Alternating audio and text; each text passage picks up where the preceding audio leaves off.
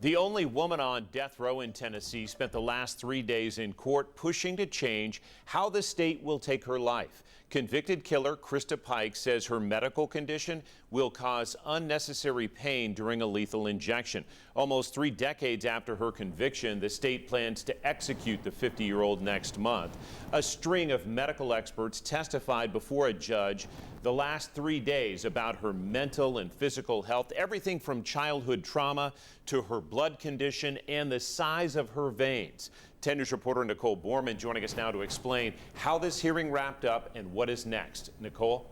John, it's been 3 days of back-to-back medical experts to determine whether Christa Pike's execution process should be changed. The state and Pike disagree on just how bad her health is. She's set to be executed September 30th. Pike's team say that her condition, that it makes her have blood clots, and they say that it could also lead to excessive bleeding, all making for extreme and unconstitutional suffering. The state argues there's no concrete scientific evidence to show that Pike's health is especially abnormal. Before court adjourned, Pike's team made a final effort to remind the court what their goal is. From the very beginning, we were looking for a humane way to carry this out and to minimize the time that would be involved in the actual execution.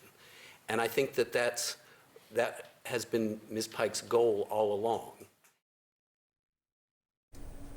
My colleague, senior investigative producer John North, joined me in court this week. He covered Pike's trial where she got the death penalty right here in Knoxville in 1996. John, where do you think that the lawyers scored points this week? Well, I'd say Pike's team did well in sort of winning some concessions maybe about how she's going to be treated in the final hours.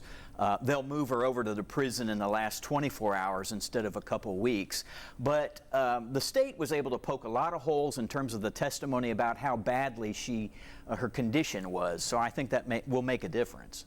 And there was also conversation this week about hanging as a means of killing someone. What do you make of that? So how about that? I've covered crime in courts for decades. I've never had that one. Yeah, Pike wants to use hanging as an alternative. That's not something Tennessee has done in more than a century. I don't look for that to go very far, but that was an effort that they made, arguing it would be instantaneous in terms of death.